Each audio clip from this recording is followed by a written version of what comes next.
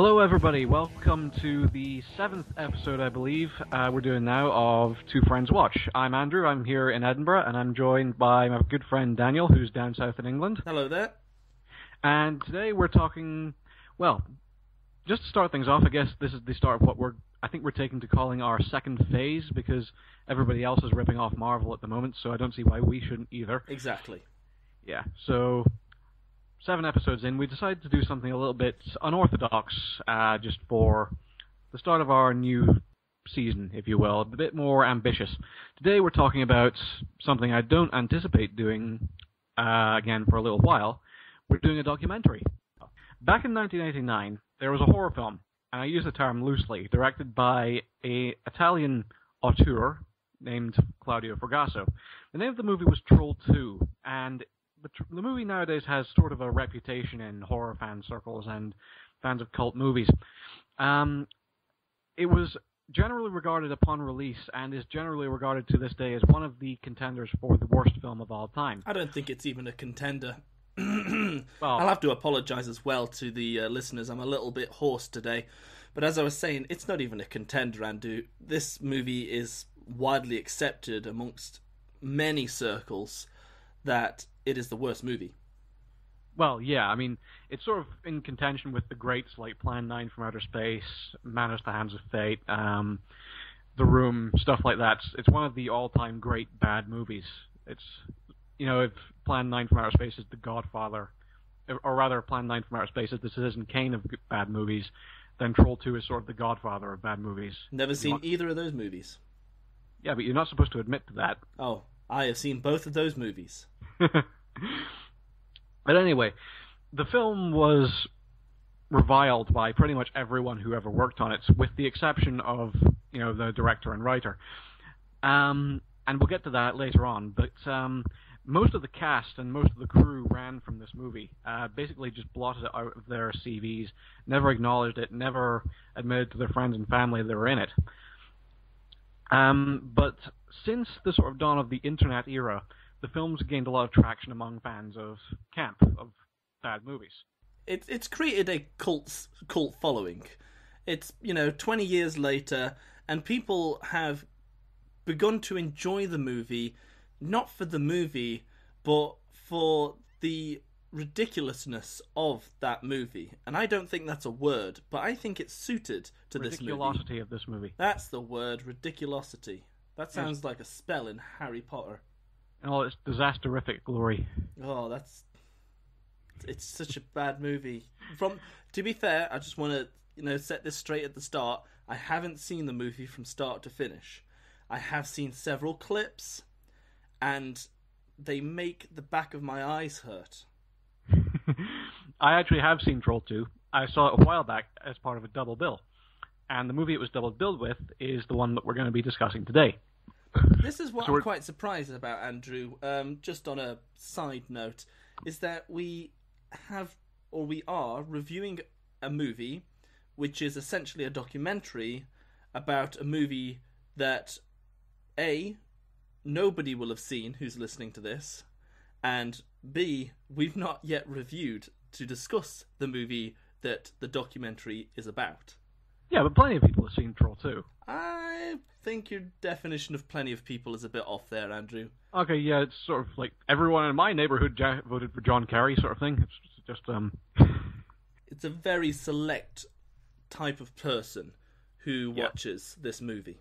I don't know, I only hang out with a very select type of people, but Thank you. Yeah, you're welcome.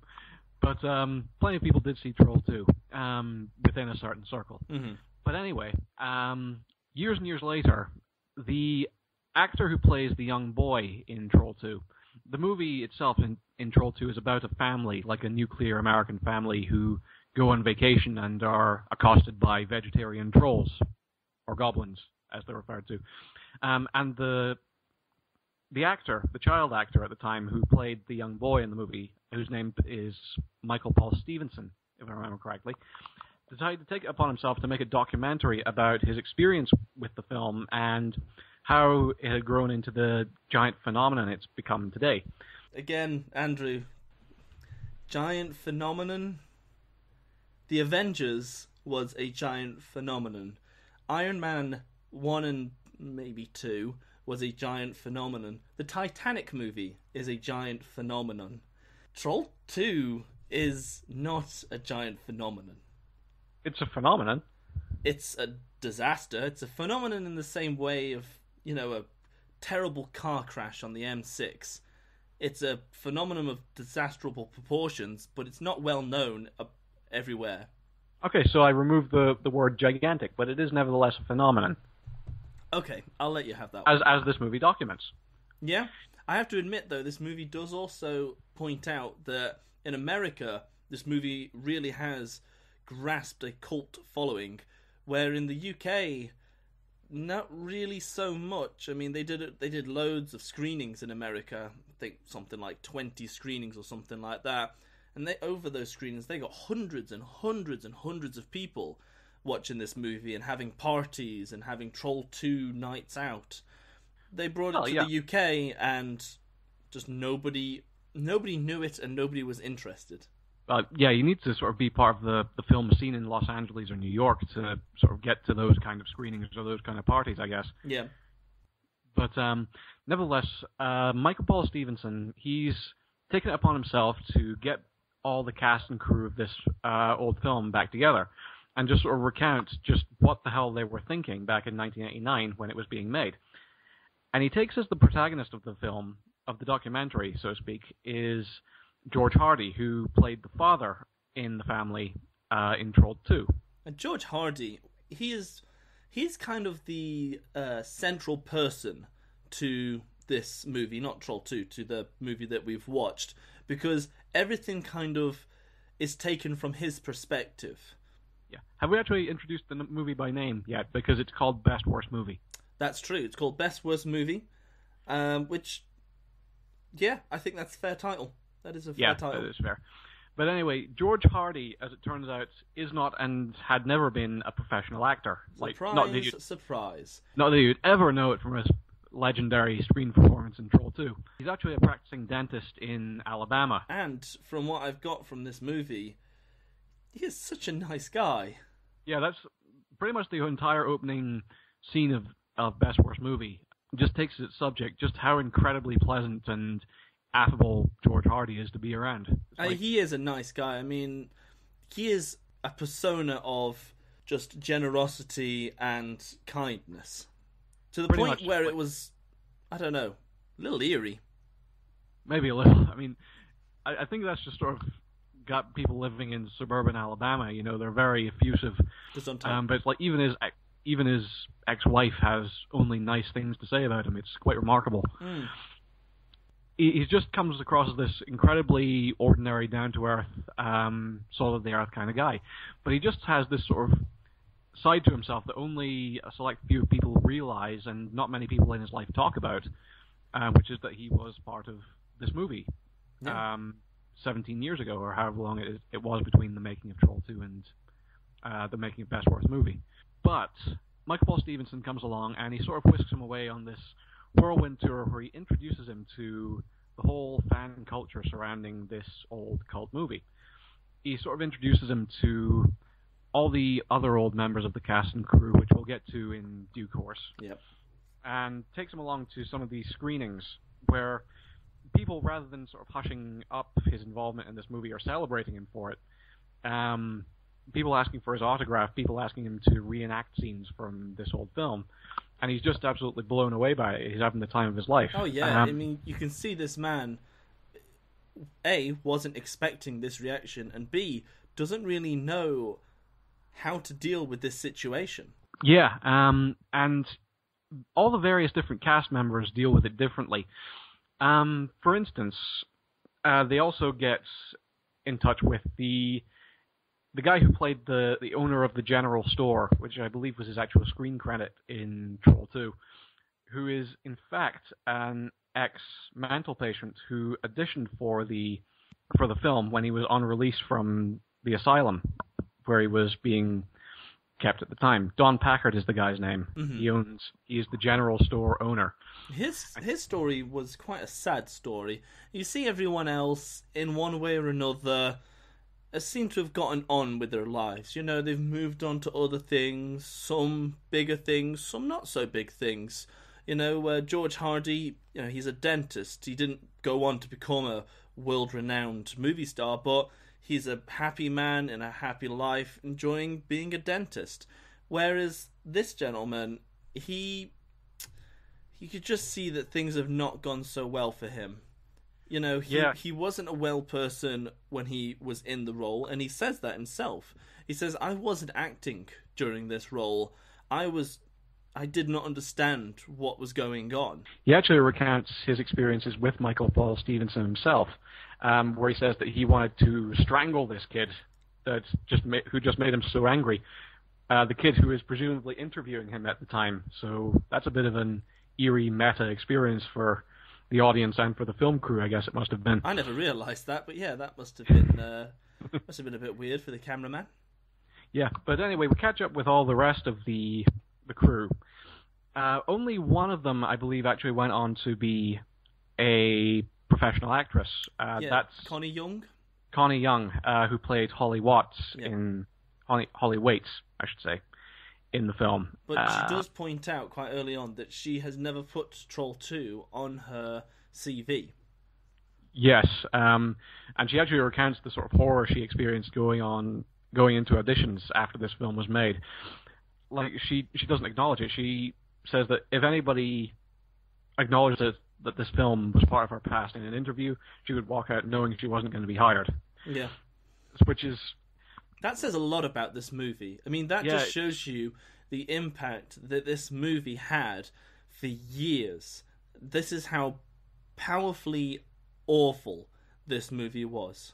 Which is kind of an eye-opener in some ways, because a bad movie, we can just sort of enjoy it in this sort of camp, laugh it off kind of way as an audience.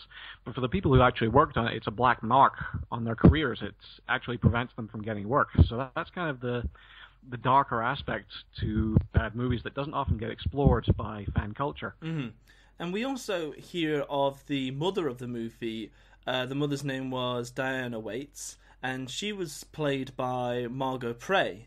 And she's another person that doesn't seem to have developed in her life. I mean, she's looking after her elderly mother, and that's a lovely thing to do, but you can just...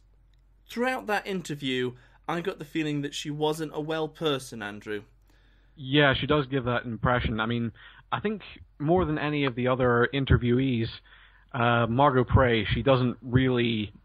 We're not really left with a sense of what's going on in her life, but she does seem like there's a lot she's not talking about. Yeah, I mean, she does say a few times as she stares at the pictures on the wall of her brief acting career, she keeps saying again and again, you know, I'll get back into it one day. I'll get back into acting one day.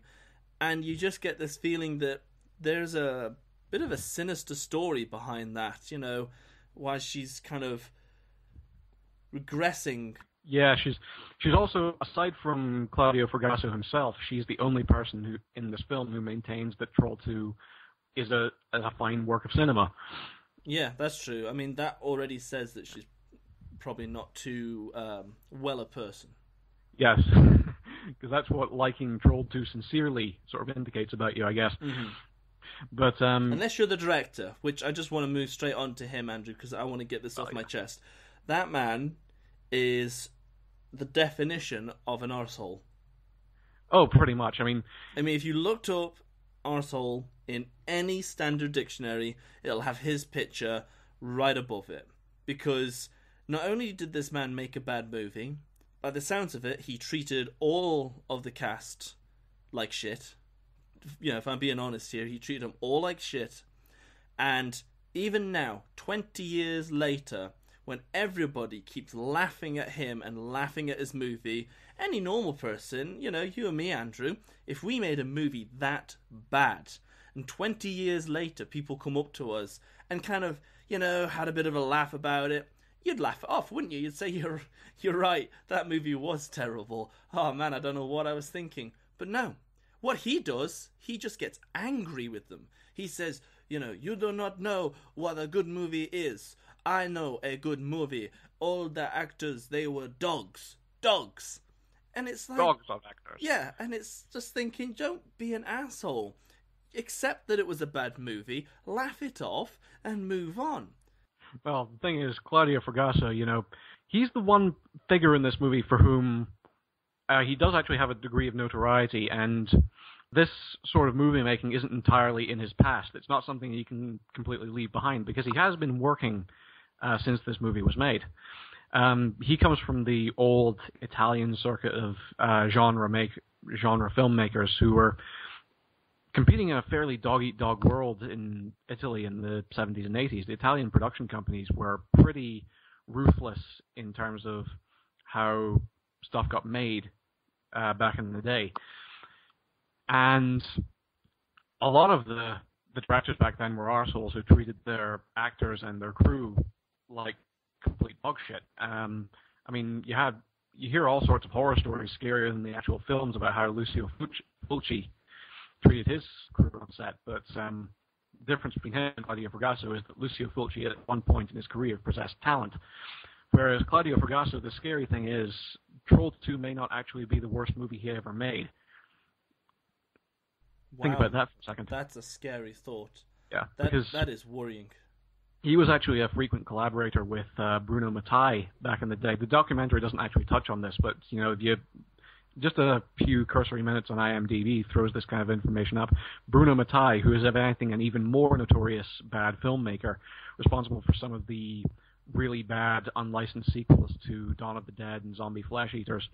The one thing I will give Claudio, though, one thing I will give him credit for is his passion. I mean, he is not a nice person. He's not a nice person in any sense of the word. But he wants to make a movie. He will make that movie. If people don't like his movie, like he said, people don't like my movie. It is their problem, not mine. My problem is to make the next movie. And I actually really enjoyed that. I thought that was a great quote. Yeah, I mean, he's incompetent, but he's for real. Oh, he is very passionate. And when he finds out about this whole cult of people enjoying Troll 2 and, flocking in their hundreds to attend midnight screenings, he's really excited. He talks to people in the row, and he sees how enthusiastic they are about the movie, and you can see he's taking it completely at face value. Yeah. He reckons, they really genuinely like this film. And this is what I found, and this was kind of at the end of the movie, and I found it very sad and pitiful. This man, he didn't understand. Whether it was a language barrier or some other reason, I don't believe that you could blame it on the language barrier. He did not understand that people liked his movie because it's bad. It's not even bad, it's awful. And they like getting together in groups and mocking it. Not enjoying it, mocking it. They're not laughing with the movie, Claudio. They're laughing at it. And you could see at the end, and this is what I found sad, was that he began to realise. He's had an interview and he was saying, they laugh at the funny parts, but then they also laugh at the serious parts, and I don't understand it. And you could see that it slowly begins to dawn on him that they're mocking it, and in a roundabout way, they're mocking him. And I did feel very sorry for him on that. And that's kind of the interesting thing about this documentary. I mean, obviously all documentaries cherry-pick their subjects in order to make a kind of narrative out of it, in order to make kind of a story out of it. But this one does it with sort of unusual elegance. And that's great credit to the director, to Michael Stevenson, who made this movie, who pulled it all together. I mean, that is a real bill of credit to him for how he's managed to make this so well. Yeah, because he does, in essence, give Claudio Fragasso, this real-life director, kind of a character arc. He gives him this opportunity to come to this epiphany about how people regard his work and come to this sort of self-realization. And it's actually quite poignant to watch in a way, even though he's also responsible for some of the funniest scenes in the film. Oh, yeah. I mean, he is just, again, he's not a nice man. And it's funny because they all reenact scenes, and they all go back to the house, which looked like crap in the movie, and it still looked like crap now. And they go back to the house, and they reenact entire sections of the movie. And you could see that they're all laughing and enjoying themselves because it's so silly. And they understand that it's silly. You know, they're reenacting a bad movie years later. And he, again, it's like this man has no sense of humour. He's just like, no, stop laughing. You're a professional. You will say your lines. Stop laughing. And it's just like, lighten up, you know? Yeah, exactly. It's a bad movie. Everyone's mocking it. And they're just having a bit of fun. Yeah. Although, again, by most accounts, Italian genre filmmakers tend to be a bit humorless, but I don't know. I can't say I've ever met any of them in person, but that's just sort of how I know them by reputation. Well, I've only ever seen one, and it's this guy, so... Yeah. But, really, although he's sort of the most striking personality in the film, really the sort of heart and soul of Best Worst Movie is George Hardy, still. And basically, although the film takes its subject, Troll 2, and how it was made, and the cult of fandom that's grown up around it, George Hardy is really the sort of main point of contact the audience has, and it's his journey from sort of coming to realize all this adoration he has, and in due course he lets it go to his head. Mm-hmm. Yeah. He sort of starts really... He starts in the beginning in the movie humbly. You know, they come up to him and people say, oh, you were in that movie, and he kind of shrugs it off and he has a laugh and he says, yeah, I was in the movie, it was fine. And then as the movie progresses, as the Best Worst movie progresses, you see that he starts to really enjoy the attention this is bringing to him. You know, when he's up on the stage, he's really starting to lap this up. You know, answering questions, reenacting scenes, getting all the attention. He really starts to shine. And then you see that he reaches this point where he just doesn't care anymore. He doesn't want to do it anymore. You know, he enjoyed it at the time, and now it's finished, and he just wants to get on with his life as a dentist. And that is a fantastic little arc for him. Start humble, go big, and retire content. Yeah, exactly. And it's just this really likable personality that George Hardy has that really anchors this film. And in a way, it's sort of the subject of the film more so than just Troll 2. It's also about how people sort of deal with their own past, whether or not you allow yourself to be defined by this thing that you did decades ago and let that be the sort of high point of your life, or if you just sort of consign it to the past, sort of have a laugh about it and move on. And, you know, although it's good to be proud that you were part of something like the worst movie you've ever made, do you want that to be sort of the thing that you're remembered for? Exactly. I mean, you've got Robert Ormsby. Now, he played Grandpa Seth in the movie, and he was an old man when they made the movie, and he was a really old man when they come back to it. And you can just see that he seems a little disgruntled with life.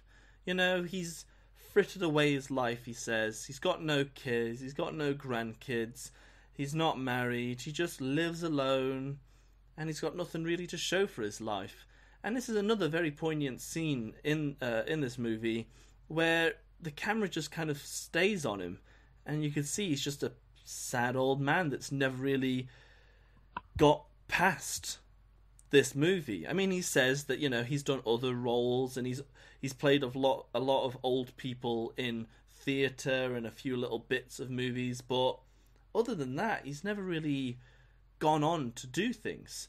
And It's quite an interesting thing about this movie is it allows or causes the viewer to kind of look at themselves a little bit and think to themselves, what have I done? You know, you start to self-reflect when you see these people, some of whom have gone on to do things, some of whom have, you know, stayed steady, and some of whom have just dropped out of the scene altogether. Yeah, when you see people like Robert Ormsby or like Margot Prey, you just think, you know, is this, you know, where we're going to end up? Is this where we're going to just sort of, is this the end game to life, just allowing yourselves to be remembered for this trivial little movie, and you just sort of go around waxing nostalgic about it? Yeah. Or do you carry on living a rich and fulfilled life and not allowing yourselves to be defined by past achievements? Or, like Margot Prey, do you keep holding off? I'll get back to movies. I'll get back to movies. And you never do. Yeah. Although, the other heart and soul, I guess, of Best Worst Movie, this movie has a lot of heart and souls, would be the actual fan community itself. The whole aspect of Troll 2 fandom that it starts to explore, mostly in the first half, I suppose, when it's centered around the screenings in Los Angeles and I think in Salt Lake. Basically, there are whole communities that set up Troll 2 meetings, guys who have watched this film literally dozens of times, who will sort of drag their friends around to their houses and watch it repeatedly, twice in a row. And it's just the enthusiasm that they show for it is pretty extraordinary. I mean, on one level, it's really quite impressive that anyone can be that enthusiastic about something that they just had to be enjoying ironically. Yeah. See, I thought that as well. I thought, wow, this movie must have some power that even though it's the worst movie, it brings people together in such passion that it, creates groups and things like that. But then I thought, there's a lot of people in the world. You can pick anything from cardboard cutouts of celebrities to celebrity mugs to plates, and you will find groups of people in the world who are passionate about it. Now, of course, this movie is obviously going to focus on the people who are passionate about the movie. It would be a terrible movie if it didn't in its own right. But I think that you shouldn't take from this movie that there is a huge cult following in a sense. It is a phenomenon, and there are a significant number of groups out there that enjoy this movie, but there's probably equally significant number of groups that enjoy collecting bottle caps, or chasing down cars, or licking window panes. I don't know, I'm just picking things at random here, but the point is, don't think that this movie has created a cult following bigger than anything else could create a cult following. That's true enough. But it does speak to the whole culture of camp, because, there are other movies that have elicited similar reactions. The Room is the big one that comes to mind. I actually tried to get into a midnight screening of The Room just in Edinburgh just recently, and I missed it. I tried to buy my ticket days in advance, but I couldn't get in. I do know a few people who have got some enjoyment out of The Room. Again, in an ironic sense. Well, obviously, yeah, but it's a funny thing to say, but watching these fans, it almost kind of frames the story as like a coming out narrative for George Hardy and for Don Packard and all the other people who'd sort of tried to hide this movie as part of their past. It's something they were previously ashamed of, and just meeting this community, this group of people, it's something they can learn to be proud of. Yeah. Something that they can take enjoyment from and fulfillment from. They learnt to overcome the shame and accept that this movie was a part of their lives. A small part, but a powerful part of their lives. Yeah, exactly. And that's just, it almost doesn't matter what brings people together, in a way. It doesn't matter, if it's licking window panes or collecting bottle tops or whatever. If it creates a community, if it creates a group of like-minded enthusiasts, then it's worthwhile by definition. Oh, absolutely. I'm not going to condescend these people for enjoying the movie. Good for them. Good for them to find a single point of enjoyment that them and all their friends can enjoy. And it's great that this movie, as terrible and as awful as it was, it's great that this movie has brought people together. Yeah, full disclosure, I love Troll 2. I haven't seen it, but I'm very sure that this movie is going to be bad. I don't know if that means I'll enjoy it or not, because for me, I have a weird taste in movies. Bad does not always mean I enjoyed it, and good does not always mean I enjoyed it. Well, yeah, fair enough. But you should watch it because it is fascinating. And it's just like when I saw it as a double bill with Best Worst Movie. I think it was actually the documentary they screened first, and then the actual Troll 2. Yeah. But when we saw the second part, you know, the Troll 2 itself, the audience was just absolutely rolling in the aisles. Oh yeah, I mean, it looks like a hilarious movie, not for a great reason, but it looks like a good laugh. Yeah, and there's all sorts of odd little bits of memorabilia that have cropped up around it, like people crafting clay masks of the goblins in Troll 2, or getting tattoos, or making cakes that look like the ones with the green slime on them from Troll 2. Yeah, that was funny. Seeing how far people would go to replicate things out of the movie. I mean, the masks looked like a lot of hard work. You know, they said that they've never done anything like that before, and those masks look pretty good, actually. Yeah, well, they look better than the actual props that were used, which is sort of the irony of it. But, okay, Daniel, speaking as someone who hasn't seen Troll 2 but has seen Best Worst Movie, would you recommend it as a film in and of itself to someone who isn't familiar with its subject matter? A Best Worst Movie? Yeah. Yes, I would. Simply because you don't have to like or even know Troll 2. The fact of the matter is, this movie could have been about George Hardy. Yeah, pretty much. That's what this movie could have been about. I mean, he was a central point of this movie in pretty much every scene. So, you know, I would have watched the movie just for seeing what a great guy George Hardy was. I mean, that guy is fantastic. Yeah, I mean, just a documentary about more Alabama dentists. I think we need more of those. Yeah, I think that should be a thing. Yeah. Now, I went into the movie. I hadn't actually seen Troll 2 beforehand, although I was familiar with most of the sort of really iconic scenes. One I was actually surprised didn't make it into Best Worst Movie is the sort of infamous, they're eating her, and then they're going to eat me. Oh my god! That you'll find in like dozens and dozens of YouTube clips. Yeah, I was surprised by that. I mean, I thought they got a scene that was nearly that movie where they, you know, the woman was on the floor and they were eating her, and he was looking over the banister, and then they just cut away before he could say the iconic line.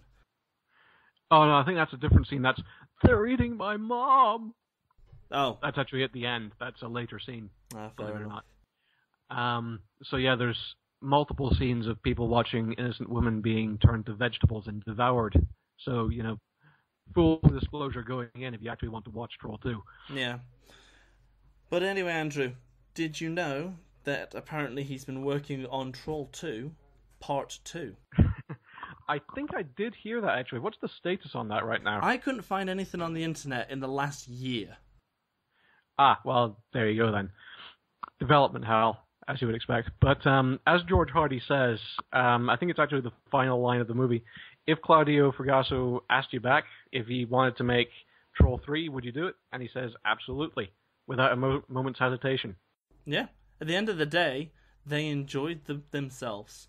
Yeah, it's just such an uplifting ending to the movie. It's like, yeah, I mean, I'm not allowing myself to be defined by this. I'm not making it, you know, the whole of my life, but would I do it again? Absolutely. Yeah. Would I get that kind of experience again? Yeah, absolutely. And it's just kind of a wonderful note to end on, just sort of George Hardy laughing it off. And it's, even if you're not into sort of camp movies or bad movies, it's quite an enjoyable experience watching Best Worst Movie. It's very heartwarming in a way, watching these people sort of come into a realization and come to closure about their own pasts. Yeah, I mean, other than that, I think there's really, for me anyway, Andrew, not much else to say. You know, the movie was good. I really enjoyed this movie. Has it made me want to watch Troll 2? A little bit. You know, I want to see Troll 2 a little bit more now, just to see if perhaps I do get grabbed by it like these people. I think you will. Yeah, should we? And hopefully, one day we're going to review it. Oh yeah, we should. Oh yes, absolutely. So, if that's all from you, Andrew. That's all from me for now. What's on for next week, Daniel? On for next week is one of my movies, and I picked a very light movie for next week. Something, the whole family can enjoy. I picked Pixar's Up. Ah, good one. Good choice. Yeah, I think you like that one, don't you, Andrew? Yeah, we'll get tons of upvotes for that, I think. Yeah, I think that should be a good one. So, Just going to leave that one alone, are you? Which one? Upvotes. Yeah, I'm just going to ignore it. I just wanted to go straight over it. You're a stronger man than me. I just couldn't help it. I had something to say, but it just popped. Oh, you bastard. Okay, we're just doing this now, are we? Gonna have a pun off on air. Oh God, no. No. Let's try and keep it professional, Andrew. Try and keep it professional. So yeah, we don't want to let the air out of our professionalism. Oh, you gas bag. Anyway, if that's all from you, Andrew.